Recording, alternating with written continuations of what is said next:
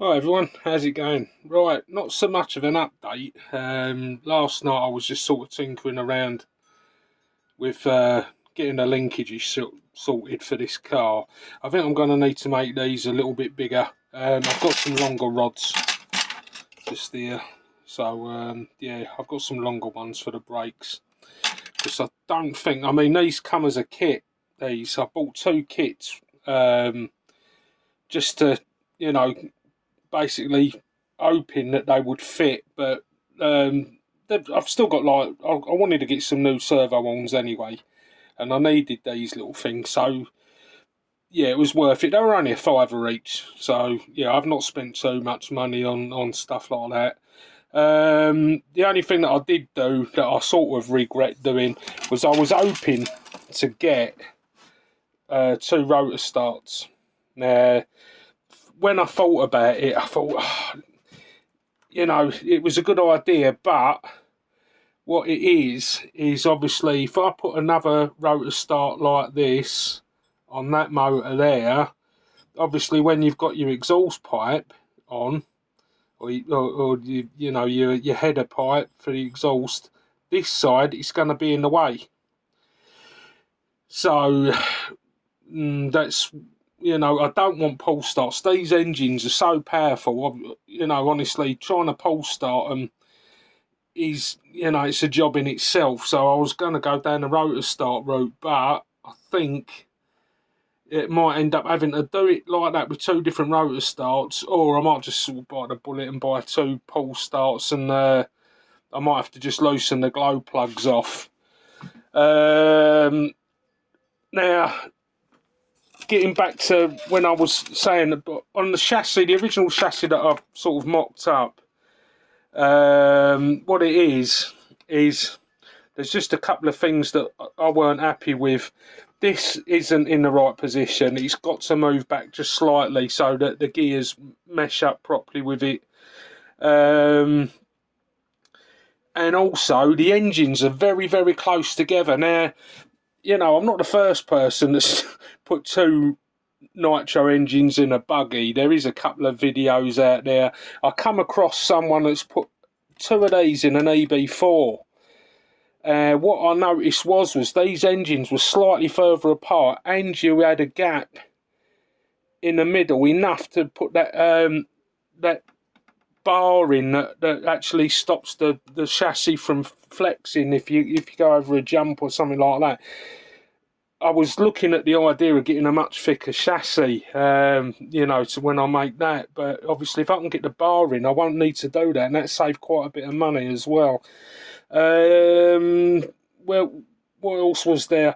Yeah, I've also, if I can get the engines further apart, I did actually have, and I remembered having it somewhere, and I've come across it last night. This is a centre diff for an EB4 S3. Slightly more uprated than the S2. The S2's just got single brakes. This has got dual brakes on it, and it's also this gear here is 50mm, where this one is 47. They don't sound a lot, but 3mm difference. Plus, if I change these from 16 teeth to either 18 or even 20 tooth, then that'd give me quite a lot more room, and it'll spread these out more so that I've got more space.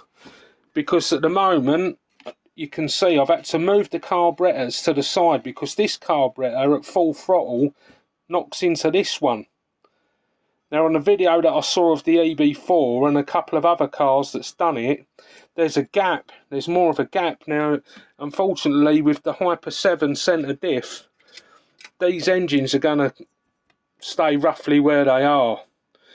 Where at least if I can use bigger clutch bells and have a bigger centre diff, then I'm going to have a bit more room to play with. And I think, to be honest, I'm going to go down that route. Now, it means a little bit of measuring, and a little bit more messing about on the CNC machine. But at the end of the day, I think it'll be worth it.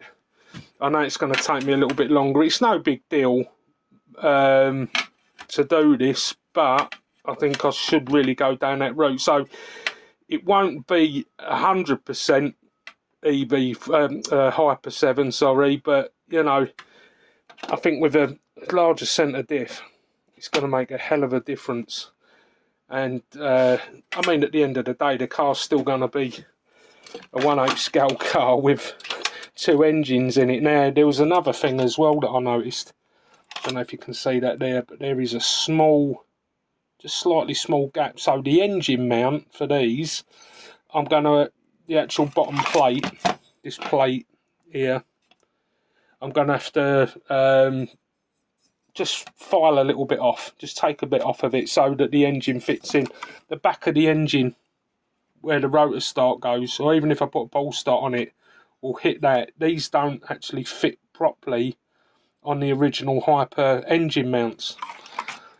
So that's another issue there. I was hoping to have the brake and the servo for the throttles more in the middle of the car so that I could get a body on it. Now, all the other videos I've seen, everyone, the only car that I've seen like it with a servo in the centre is like a monster truck, and I think it was Hot Bodies.